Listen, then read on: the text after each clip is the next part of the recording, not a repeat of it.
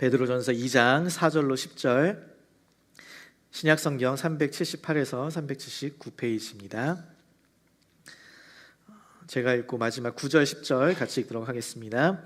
사람에게는 버림바가 되었으나 하나님께는 택하심을 입은 보배로운 산돌이신 예수께 나아가 너희도 산돌같이 신령한 집으로 세워지고 예수 그리스도로 말미암아 하나님이 기쁘게 받으실 신령한 제사를 드릴 거룩한 제사장이 될지니라. 성경에 기록되었으되 보라 내가 택한 보배로운 모퉁이 돌을 시온에 두노니 그를 믿는 자는 부끄러움을 당하지 아니하리라 하였으니 그러므로 믿는 너희에게는 보배이나 믿지 아니하는 자에게는 건축자들이 버린 그 돌이 모퉁이의 머릿돌이 되고 또한 부딪히는 돌과 걸려 넘어지는 게 하는 바위가 되었다 하였느니라. 그들이 말씀을 순종하지 아니함으로 넘어지나니 이는 그들을 이렇게 정하신 것이라. 같이 읽습니다. 그러나 너희는 택하신 족속이요 왕같은 제사장들이요 거룩한 나라요 그의 소유가 된 백성이니 이는 너희를 어두운 데서 불러내어 그의 기이한 빛에 들어가게 하신 이에 아름다운 덕을 선포하게 하려 하심이라. 너희가 전에는 백성이 아니더니 이제는 하나님의 백성이요 전에는 긍휼을 얻지 못하였더니 이제는 긍휼을 얻은 자니라. 아멘. 우리는 베드로전서 1장의 말씀을 통하여서 예수 그리스도를 통한 하나님의 구원하심이 얼마나 놀라우신 것인가를 또 위대한 것을 배웠습니다. 그리고 2장에서는 이 베드로는 그렇게 하나님의 위대하고 놀라우신 구원을 경험한 그리스도인이 하나님의 백성으로서 이 세상 가운데 어떻게 살아가야 할지를 다룹니다. 그래서 지난주 말씀을 통하여서 죄악된 이 삶의 모습들을 버리고 그 다음에 순전하고 신령한 주의 말씀을 사모하고 구원에 이르기까지 자라나라 라는 말씀을 들었고, 이어서 오늘 말씀은 그렇게 죄악을 버리고 말씀을 통하여서 구원에 이르기까지 자라나기 위하여서 거룩함에 이르기 위하여서 우리가 어떻게 해야 하는가를 다룹니다. 베드로는 오늘 본문의 말씀을 통하여서 크게 두 가지를 강조하는데, 하나는 예수께 나아가라, 그리고 또 하나는 그 거룩한 제사장이 되어라 라는 것입니다. 예수께 나아가라는 것은 예수 그리스도 위에 너의 삶을 세우라라는 것이고, 또한 거룩한 제사장이 되라라는 것은 예수 그리스도로 말미암아 너의 정체성이 너가 누구인지를 바르게 깨닫고 그렇게 살라라는 것입니다. 저는 오늘 베드로가 오늘 본문에서 강조한 이 두 가지의 메시지를 통하여서 우리가 성도로서 어떻게 거룩한 삶을 살아갈 수 있을지 함께 살펴보고자 합니다. 4절 말씀에 다시 보니까 사람에게는 버림바가 되었으나 하나님께는 택하심을 입은 보배로운 산 돌이신 예수께 나아가라고 했습니다. 첫 번째, 우리가 거룩함에 이르기 위해서 어떻게 하는가? 그것은 예수께 나아가라라는 것입니다. 함께 따라합니다. 예수께 나아가라. 어떤 예수라고 이야기해요? 하나님께 택하심을 입은 보배로운 산돌, 리빙스톤인 예수님께 나아가라는 것이에요. 성경에는 예수님을 설명하는 다양한 비유가 나옵니다. 포도나무, 또 세상의 빛, 또 생명의 떡, 선악 목자, 이와 같이 다양한 표현들을 통하여서 예수님의 역할과 또 예수님의 성품에 대해서 설명을 하는데, 오늘 베드로는 고난과 역경 가운데 흩어진 나그네의 삶을 살고 있는 성도들에게 예수님을 뭐라고 표현하는가 하니까 하나님께 택하심을 입은 보배로운 산 돌이라고 묘사를 합니다. 그리고 6절 7절에도 보면 내가 택한 보배로운 모퉁이 돌, 그렇게 이야기하고 또 건축자들이 버린 그 돌이 모퉁이의 머릿돌이라고 하면서 계속 돌이라는 표현들을 사용하고 있습니다. 여기서 베드로가 왜 예수님을 돌로 표현했는지를 이해하려면 당시에 모퉁이 돌이 어떻게 쓰여졌는가를 살펴보아야 합니다. 현대에는 건축을 할 때 먼저 철근으로 뼈대를 세우고 그 주변에 그 위에 거푸집을 설치한 뒤에 콘크리트를 부어서 기초를 세웁니다. 그렇게 건물을 다 짓고 난 후에 마지막에 건물 앞에 또 건물에 대한 내용을 적어서 박아 넣는 것이 요즘의 모퉁이 돌입니다. 그런데 현대에서는 모퉁이 돌이 그다지 큰 의미나 중요성을 가지고 있지 않습니다. 그러나 2000년 전에는 건물을 짓기 전에 가장 먼저 놓는 것이 모퉁이 돌이었습니다. 지금은 돌과 돌 사이에 시멘트가 들어가서 그 사이에 이 접착제의 역할을 하지만 전에는 이 모퉁이 돌을 중심으로 돌을 촘촘하게 옆에서 쌓았기 때문에 이 모퉁이 돌이 얼마나 견고하느냐에 따라서 이 건물의 견고함과 건물의 크기가 정해지는 것이었습니다. 그러니까 그리스도와 연합되어서 그 신분과 지위가 그리스도께 연결되어 있는, 달려있는 이 신자들에게 보배로운 산 돌이요 모퉁이의 머릿돌인 예수께로 나아가라라는 것은 우리의 삶의 고난과 어려움 가운데 흔들리지 말고 오늘도 살아계셔서 우리의 반석이 되시는, 변함없으신 우리의 삶의 기초가 되시는 예수께로 나아가라라는 것입니다. 사실 베드로는, 이 베드로의 이름이, 이 반석이라는 이름을 주신 분이 바로 예수님이셨는데, 베드로는 지금 여기서 자기 자신이 아니라 오직 그리스도만이 우리의 참된 반석이시다라고 이야기하는 것이에요. 그 거룩한 삶의 기준인 예수께로 나아가야 우리가 그분의 거룩하심을 닮아서 우리의 삶도 거룩해질 수 있다라는 것이에요. 그래서 그 예수께 뭐 하라고요? 나아가라라는 것입니다. 나아가라. 우리가 옛 자아를 벗어버리고 죄악된 습관을 벗어버리는 것은 우리의 구원의 여정에 있어서 가장 첫걸음이 되는 돌이킴입니다. 죄악된 길에서의 돌이킴. 그러나 그 돌이킴에서 멈추는 것이 아니라, 죄악된 길을 향해서 걸어가던 길에서 멈추는 것, 그것으로 끝나는 것이 아니라 그 죄에서 돌이켜서 예수님께 나아가는 것, 그분의 거룩하심을 닮아가는 것, 그것이 바로 구원의 최종적인 목적이요 완성임을 이야기하는 것, 목표라는 것입니다. 그래서 베드로는 신자들의 삶을 산 돌이신 예수 그리스도께로, 그 위에 그들의 삶을 세우라고 권면하기 위해서 나아가다라는 동사를 사용하고 있는 것입니다. 여기서 이 동사는 구약에서는 제사장들이 하나님의 말씀을 듣거나 또한 희생제물을 드리기 위해서 장막 안에 들어가서 하나님의 임재 앞으로 나아갈 때, 그때 사용되는 동사가 바로 나아가다였고, 신약에서는 예배 가운데 하나님께 가까이 친밀하게 나아갈 때 사용되는 동사가 바로 이 나아가다라는 동사입니다. 즉 베드로가 여기서 편지의 수신자인 성도들에게 예수께로 나아가라라고 말하면서 이 단어를 사용한 것은, 이제 예수 그리스도로 말미암아 우리 신자 한 사람 한 사람이 하나님께 직접 나아갈 수 있는, 예배 가운데로 나아갈 수 있는 특권한, 위대한 특권을 누리게 되었다는 것을 강조하고 있는 것입니다. 전에는 오직 제사장들만 거룩하게 정결하게 자신을 구별해야만 하나님 앞에 나아가서 그렇게 거룩하신 하나님의 말씀을 듣고 그분의 임재 가운데 나아갈 수 있는 특권을 누릴 수 있었는데, 이제는 제사장이 아닌, 거룩하지 않은 우리들도 하나님의 예수 그리스도의 의롭다 하심으로, 십자가의 사건으로 말미암아 우리도 거룩함을 입어서 그 옷을 입고 의롭다 칭함을 받게 되어서 우리도 하나님 앞에 담대하게 나아갈 수 있게 되었다는 것입니다. 제가 부교육자 때와 달리 담임 목사가 되고 나서 식사를 할 때에 바뀐 것 하나를 발견하게 되었는데, 그건 성도님들이 제 옆에 앉기를 부담스러워 하신다는 거예요. 제가 먼저 자리에 앉으면 그 뒤에 이제 앉으시는 모든 성도님들이 다 저로부터 막 멀리 막 떨어져 앉으세요. 그러시면서 자신은 저랑 멀리 떨어져 앉으시면서 늦게 오시는 분들 목사님 옆에 가서 앉으시라고 그러시더라고요. 순간 제가 나와서는 안 될 자리에 소개팅에 나온 폭탄 같은 그런 느낌이 드는 것입니다. 아니, 제 옆에 앉는다고 제가 무슨 정죄를 하는 것도 아니고, 제가 뭐 오늘 큐티 하셨냐, 기도하셨냐라고 묻는 것도 아닌데 다 도망가셔요. 그래도 요즘은 좀 괜찮은 게, 어디 못 도망가고 저랑 어쩔 수 없이 제 옆에 항상 앉아야 되는 이풍주 목사님이 계셔서 얼마나 다행인지 모릅니다. 또 때로는 제가 막 이야기를 나누려고 성도님들을 이제 사무실로 같이 모셔서 같이 이야기하시자고 이제 가면은, 아이고 제가 여기 들어가도 되는지 모르겠다고 막 이렇게 부담스러워 하실 때가 있습니다. 안 그러셔도 되는데, 제가 담임 목회자다 보니까 제 그 포지션에서 오는 어떨 수 없는 좀 부담감이 있으신 것 같아요. 그런데 이런 것을 전혀 느끼지 않는 사람들이 있습니다. 누구냐? 제 자녀들이에요. 제 자녀들. 밥 먹을 때 자기는 다 먹었는데 제 반찬을 다 뺏어 먹고, 자기 자리가 분명히 있는데 제 무릎 위에 앉아서 밥을 먹겠다고 부리는 자녀들이 제 자녀들입니다. 성도님들이 막 들어갈까 말까 조심스러워하는 제 사무실도 노크도 없이 그냥 문 열고 확 뛰어들어와 갖고 제 방에 있는 뭐 땅콩도 뺏어 먹고 또 포스트잇에다가 낙서도 하고 가는 아이들이 제 아이들입니다.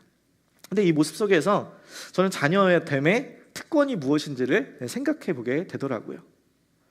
아이들이 저에게 서스럼없이 다가오고 제 사무실에 마음대로 언제든지 들어올 수 있는 것은 저의 자녀이기 때문인 것입니다. 여러분, 우리가 하나님께도 마찬가지라는 거예요. 우리가 예수님을 믿고 하나님의 자녀가 되었다는 것은 우리가 자녀됨은 특권을 가지고 언제든지 하나님 앞에 자유롭게 나아갈 수 있다는 것이에요. 제가 이번 한국에 가서도 아버지 집에 머물다 왔는데, 아버지 집에 가면서 제가 한 2주간 머물 건데 1박에 10만 원씩 해서 숙박비 얼마, 제가 이렇게 계산하고 들어갔을까요? 아니죠. 호텔이 아니잖아요. 제 아버지 집이잖아요. 그 집에 들어갈 수 있어서 또 머물 수 있게 되는 것은 아버지의 아들로서 자녀된 특권이라는 것이에요. 사랑하는 성도 여러분, 예수님께 나아간다는 것, 이것은 하나님의 자녀된 신자들만이 누릴 수 있는 위대한 특권임을 믿으시고, 여러분의 삶의 고난과 어려움에 마주하셨을 때에, 우리의 삶이 흔들릴 때에 하나님의 택하심을 입은 보배로운 산 돌이요, 또 우리의 삶의 견고한 반석, 모퉁이 돌 되시는 그 예수께로 나아가시기를 주님의 이름으로 간절히 축복합니다. 그렇다면 우리가 계속적으로 예수님께 나아갈 때에, 그렇다면 우리는 어떠한 결과를 얻게 되는가? 우리 5절 말씀 보시죠. 너희는 말세에 5절 말씀입니다. 죄송합니다. 너희도 산 돌같이 신령한 집으로 세워지고 예수 그리스도께로 말미암아 하나님이 기쁘게 받으실 신령한 제사를 드릴 거룩한 제사장이 될지니라 라고 했는데, 여러분, 이거 지난주에 우리 풍주 목사님이 말씀 나눠주실 때 1절 2절에서 가장 중요한 동사가 뭔지 기억나세요? 버리다라는 동사였어요? 아닙니다. 사모하다라는 동사였습니다. 버리다는 그 안에 있는 동사였어요. 주동사는 사모하다라는 동사였습니다. 그러니까 신령하고 순전한 그 주의 말씀을 사모하며 매일의 삶에서 예배와 기도와 말씀으로 지속적으로 예수님께 나아가라라는 것입니다. 왜요? 우리가 어떻게 될 수 있기 때문에, 우리가 그리스도인 한 사람 한 사람이 신령한 집으로 세워지고 신령한 제사를 드릴 거룩한 제사장이 되기 때문이라는 것입니다. 지금 베드로는 너희가 구원에 이르기 위하여서 예수님의 그 예수 그리스도의 거룩하심을 닮아가기 위해 너희는 계속적으로 그리스도께 나아와야 한다라고 하는데, 그때에 하나님께서 너희 안에 그 예수 그리스도의 영으로 계속적으로 충만하게 되어서 너의 집이, 너의 삶이, 너의 마음이, 온 영혼이 하나님의 거룩한 집으로 세워져 가게 될 것이고, 내 안에 거하는 예수로 말미암아 하나님이 기뻐하시는 신령한 제사를 드릴 제사장이 되는 것이다 라고 말하면서 우리의 신앙생활의 목표가 무엇인지를 분명하게 알려주는 것이에요. 자, 여기서 우리는 구약과 신약의 차이를 볼 수 있습니다. 구약은 하나님은 성전에만 계셨어요. 그러나 신약에서는 신자들이 곧 하나님이 거하시는 집이 되온 것입니다. 구약에서는 그 성전에서는 오직 제사장들만이 거룩한 제사를 드릴 수 있었습니다. 그러나 신약에서는 신자들도 모두 하나님 앞에 제사를 드릴 수 있게 되었다는 것이요. 이것이 어떻게 가능해졌대요? 5절 중반에 그 해답이 분명하게 나와 있습니다. 뭐래요? 예수로 말미암아라고 해요. 이게 핵심입니다. 예수로 말미암아. 하나님이신 예수 그리스도께서 우리 안에 거하셔서 우리가 거룩한 하나님이 집으로 세워져 가는 것이고, 예수님이 단 한 번 그러나 모두를 위한 영원한 제사를 드리셨기 때문에 우리도 하나님 앞에 거룩한 제사장으로서 예배를 드릴 수 있게 되었다는 것이에요. 여러분, 생각해 보세요. 우리가 만약 구약 시대에 살고 있다, 그렇다면 우리가 지은 죄를 용서받기 위해 매일 양을 잡아서 제사장께 나아가야 합니다. 제사장이 그 내 죄를 전가하여 희생한 그 제물을 가지고 하나님 앞에 나아가야 그 죄를 용서받고 또 깨끗해질 수 있습니다. 여러분, 그러나 우리가 그 죄 하루에 한 번밖에 안 짓나요? 하루에도 수도 없이 짓죠. 매일매일 짓죠. 매주 짓죠. 또한 제사장이 나만을 위해서 준비하고 있다가 딱 저 죄를 지으면 그 다음에 바로 용서를 해주나요? 저 말고도 수많은 사람들의 죄를 대신하여서 제사를 드리고 있을 거 아니에요. 우리는 계속적으로 죄를 짓습니다. 제사장도 나뿐만 아니라 다른 사람들을 위해서 계속적인 죄에 대한 용서의 제사를 구합니다. 그러니까 한계가 있었다는 것이에요. 구약의 시대에는 불완전했다는 것입니다.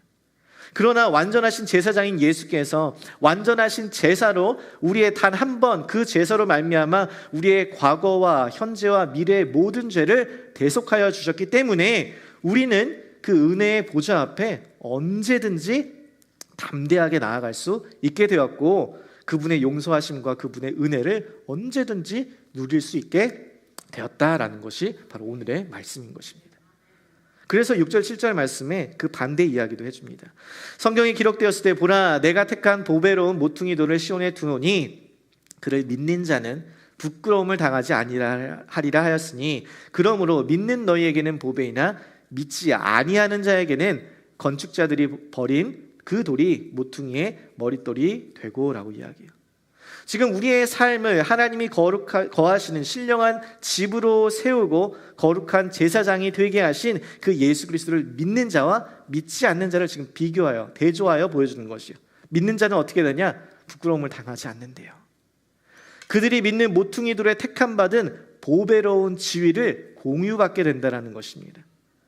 여러분, 지금 이 베드로 전서의 수신자는 흩어진 나그네라고 1절에서 이야기했죠. 어디로 가야 할지 모르고 삶의 고난과 어려움 속에서 그리스도를 믿는다는 이유로 가족으로부터 사회로부터 버림받은 자들이었습니다. 그러나 베드로는 지금 너희들이 예수를 믿는다는 것, 그건 절대 부끄러운 일이 아니다라는 것이, 그것들은 너희들에게 마지막에 부끄러움을 당하게 그냥 두지 않을 것이다 라는 거예요. 그래서 7절 초반에 믿는 너희에게는 보배다라고 하는 이 말은 그 예수 그리스도가 믿는 너에게 보배다라는 것이에요. 그것이 너희들에게 가장 귀하다, 너희들의 삶의 명예가 될 것이다. You are honored. 이렇게 된다는 것이에요. 예수 그리스도가 그의 부활을 통해서 영광을 받으신 것처럼 그 예수를 믿는 너희들도 마지막 날에 영광을 누릴 것이다, 높임을 받을 것이다 라는 거예요. 그러나 반대로 믿지 않는 자들은 부딪히는 돌과 걸려 넘어지게 하는 바위가 되는데, 그것은 하나님을 거부하고 불순종하고 지속적으로 반역하는 그 말씀에 순종하지 않았기 때문이다라는 것이에요. 하나님께서 이 세상 모든 만물들을 다스리시고 그 예수 그리스도를 보내주셔서 구원의 길을 열어주셨는데도 불구하고 지속적으로 예수를 부인하고 지속적으로 의도적으로 반역하며 죄를 짓는 이러한 자들은 그 죄에 대한 책임이 따르고 그 죄에 대한 결과가 반드시 있다라는 것이에요. 그러면서 이들에 대한 마지막 말씀이 바로 이것입니다. 이는 그들을 이렇게 정하신 것이다. They were destined to do 래요. 운명 지어졌다. 그들에게 이러한 운명이 예정되어졌다라는 것이에요. 사실 이러한 예정에 대한 말씀은 많은 사람들에게, 특히 넌 크리스천들에게 큰 거부감을 일으키는 말씀입니다. 하나님이 마음대로 너를 택하셨고 나는 그럼 버림받았다는 것이냐? 라는 생각이 드는 것이죠. 그럼 나는 그런 불공평한 하나님을 믿지 않겠다라는 것이에요. 여러분, 이러한 예정론에 대한 거부감은 하나님께서 죄 없는 사람에 대한, 그 죄 없는 인간들을 무작위로 택하셔서 한쪽은 천국으로 한쪽은 지옥으로 보낸다고 오해하기 때문에 그렇습니다. 그러나 성경은 하나님의 이 아담의 범죄에 의해 모든 사람이, 모든 인간이 그 죄로 인하여서 하나님의 거룩한 심판과 진노 아래 모두 죽을 수밖에 없는 자임을 이야기합니다. 그래서 죄 가운데 출생한 모든 인간을 심판하시고 진노하셔도 그 하나님은 조금도 불의하시지 않고 불공평한 것이 아니라 완벽하게 공의로운 분이시라는 거예요. 그 죄에 대한 심판이기 때문에. 그래서 사람들은 어떻게 자기가 원하는 사람만 구원하시느냐, 불공평하다고 항의하고 불평을 쏟아내지만 정말 공평하고 공의로운 것은 모든 사람이 그 죄의 대가를 정당하게 받는 것입니다. 그러나 심판받아 마땅한 들 중에서 하나님이 주권적인 긍휼로 택하신 자들을 구원하시는 것이에요. 그래서 하나님이 누군가를 버려두시는 것은 그 사람의 자발적인 죄와 불순종에 대한 공의로운 심판인 것이지, 그 하나님이 억지로 그에게 죄를 짓게 하는 것이 아니라는 거예요. 하나님의 택함을 받는 것도 나는 택함을 받았고 너는 버림을 받았다라고 교만함과 자만함을 주기 위한 것이 아니라, 나 같은 죄인, 하나님의 그 심판을 받아서 마땅한 죄인, 나의 죄로 인하여서 사망에 이르를 수밖에 없었는데, 그런데 마땅히 죽어야 할 나를 하나님께서 건져주신 것, 이것은 전적인 하나님의 긍휼이요 자비요 은혜이다라고 하기 위함이라는 것이에요. 즉 예정론은 누군가를 벌 주시기 위해서 말하는 심판의 교리가 아니라 죽어 마땅한 우리를 구원하신 하나님의 은혜의 교리임을 믿으시기를 바랍니다. 그래서 9절 10절의 말씀도 바로 이렇게 하나님의 놀라운 은혜로 구원받은 성도가 어떠한 존재인지, 어떠한 정체성을 가진 자인지를 선포하는 것이에요. 9절 10절 말씀 보세요. 어떤 자들이래요? 먼저 택하신 족속이래요. 죄로 인하여서 심판받아 마땅한 우리를 하나님께서 구원하기로 택하셨다는 거예요. 물에 빠져 죽게 된 상황에서 여러분, 돈 많은 것이 무슨 소용이 있겠습니까? 얼굴 예쁜 것이 무슨 소용이 있어요? 수영 좀 잘한다고 여러분 바다에서 빠져나올 수 있을까요? 아닙니다. 죄악에서 인하여서 빠진 그 큰 심판의 홍수 아래에 빠져나올 수 있는 사람은 단 한 명도 없습니다. 돈으로, 외모로, 능력으로 구원받을 수 없다라는 거예요. 오직 하나님의 택하심, 그 은혜로 말미암아 구원받는 존재가 바로 우리라는 것입니다. 여러분, 우리 모두가 하나님의 전적인 은혜로 구원받기로 택함받은 존재임에 찬양과 감사가 있으시기를 간절히 소망합니다. 하나님께서 택하셨기 때문에 절대 우리가 그 택함에 버려지거나 헤어나올 수 없는 그런 것이 아니라는 것이요. 여러분, 이어서 또한 우리가 뭐래요? 왕 같은 제사장이래요. 왕을 가까이 할 수 있고 왕께 직접 나아갈 수 있는 특권을 가진 자라는 것이고, 또한 거룩한 나라요, 하나님을 위해서 특별하게 구별받은 백성이라는 것입니다. 여러분, 이것은 우리가 거룩한 행동을 해서 거룩한 백성이 되는 것이 아니라 하나님께서 우리를 따로 구별하셨기 때문에, 그래서 우리가 거룩하게 구별된 존재가 되는 것이고, 또한 그 거룩을 위해서 살아가는 사람이 된다라는 것입니다. 그리고 마지막으로 신자의 정체성은 뭐래요? 그의 소유된 백성이라고 이야기합니다. 하나님의 것으로서 하나님께 속하여 그의 주권 아래 그분의 통치와 보호, 인도하심을 경험하는 그의 백성. 여러분, 이 한 구절 한 구절 하나가 우리의 정체성이라는 거 너무 놀랍고 감사하고 위대한 선포 아닌가요? 여러분, 그렇다면 왜 하나님께서는 죄로 인해서 심판받아 마땅한 우리에게 이런 놀라운 구원의 은혜를 주셔서 우리로 택하여 주시고 거룩한 제사장으로 삼아주시고 거룩한 나라여 소유된 백성으로 왜 삼아주셨을까? 그 목적이 무엇일까요? 여러분, 9절 중반 보세요. 이는 너희를 어두운 데서 불러내어 그의 기이한 빛에 들어가게 하신 이에 아름다운 덕을 선포하게 하려 하심이라. 왜 우리를 부르셨대요? 왜 이러한 존재로 삼아주셨대요? 하나님의 아름다운 덕을 선포하기 위해서 그렇대요. 우리를 어두움 가운데서 빛으로 인도하시고 우리를 죽음에서 생명으로 인도하시고 우리를 지옥에서 천국으로 인도하신 이유, 그것은 하나님의 아름다운 덕. 이 덕이라는 단어는 한국말로는 덕이라고 번역되는데 영어로는 excellence입니다. 탁월함. 하나님의 탁월함을 선포하기 위함이라는 것이에요. 절망 가운데 있던 나를, 죄악 가운데 있던 나를, 죽음 가운데 있던 나를 하나님께서 살리셨습니다. 세상 그 어떤 것도, 그 어떤 사람도 나를 위로해 줄 수 없고 나를 건져낼 수 없고 나를 살릴 수 없는데, 그 전능하신 하나님이, 그 능력의 하나님이 나를 살리셨고 나를 구원하셨습니다.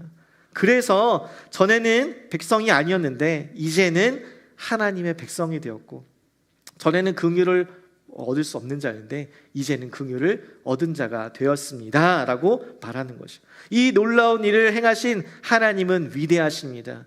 이 놀라운 일을 저에게 베푸신 그 하나님은 능력이 많으십니다. 그 하나님의 탁월함을 선포하는 것, 여러분, 이것이 하나님의 택함을 받고 거룩한 제사장이 되고 거룩한 나라의 소유된 백성인 우리가 해야 될 일이라는 것이에요. 그것이 바로 우리의 정체성이라는 것입니다. 사랑하는 성도 여러분, 신자로서 하나님의 거룩하심을 닮아서 거룩하게 구별되는 이 성도의 삶이 곧 하나님의 살아계심을 증거하고 하나님의 탁월함을 선포하는 것임을 믿으시기를 바랍니다. 우리의 말뿐만 아니라 행동뿐만 아니라 우리의 모든 삶, 전 인격적인 삶의 모습들을 통하여서 하나님의 탁월함을 증거하는 것, 그것이 우리의 삶으로 증명되어야 한다는 것이에요. 하나님의 놀라운 구원은 단지 우리가 사망에서 건진받는 것에 목표가 있지 않습니다. 신자의 삶에 나타나는 구원의 궁극적인 목표는 성도의 거룩한 삶이라는 것이에요.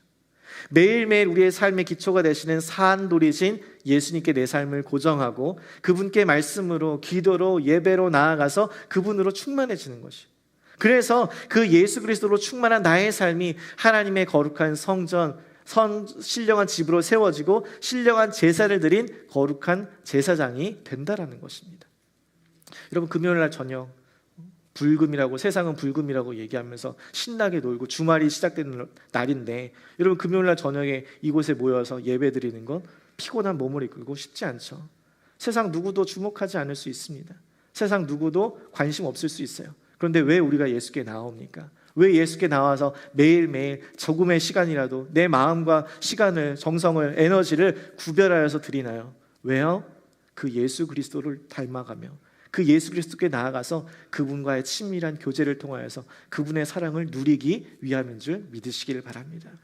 우리가 예수 없이는 살 수 없기 때문에, 예수의 은혜 없이는 단 한순간도 나의 삶이 아니기에, 지금껏 시간을 다 돌이켜봤더니 내 삶을, 어려운 삶의 순간들, 고난의 시간을 다 돌이켜봐도 주님의 손길 하나 안 묻은 곳이 하나도 없기에, 그래서 매일매일의 그 삶 가운데 주님 앞에 나아가 위로를 얻고 지혜를 얻고 하나님의 인도하심을 받을 수 있었기 때문에, 그래서 오늘도 아무도 주목하지 않아도, 아무도 관심 갖지 않아도 지금 이 한 시간이, 하나님 앞에 예배드린 이 한 시간이 내 삶을 바꿀 수 있을까? 그러한 의구심이 든다 할지라도 내 한 시간을, 내 모든 삶의 11조로 주 앞에 드리는 이 시간을 하나님께서 기뻐 받으시고 이 예배 가운데 나온 한 영혼 한 영혼에게 주의 은혜와 사랑을 풍성하게 부어주시는 줄 믿습니다.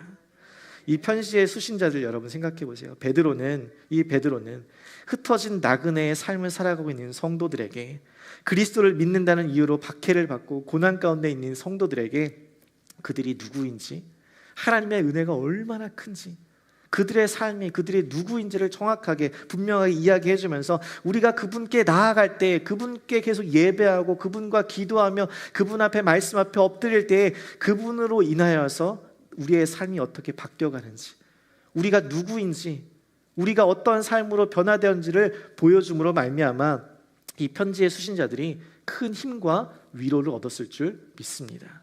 저는 오늘 이곳에 모인 우리도 이 말씀을 통하여서 우리 성도됨이 어떠한가를, 우리가 누구인지를 분명하게 깨닫고 알아서 정말 우리가 이 말씀대로 하나님의 은혜로 택하신 족속이요, 왕같은 제사장이요, 거룩한 나라요, 소유된 백성, 정말 놀라운 정체성 아닙니까? 우리가 바로 그런 존재들이라는 거예요. 이 사실을 깨달아 알아서 정말 날마다 우리가 하나님 앞에 나아가 그분의 거룩하심을 닮아가는 가운데 하나님의 탁월함을 선포하고 그분의 능력 앞에, 긍휼 앞에 엎드려 주님을 닮아가는 저희 모두가 되기를 주님의 이름으로 간절히 소망합니다.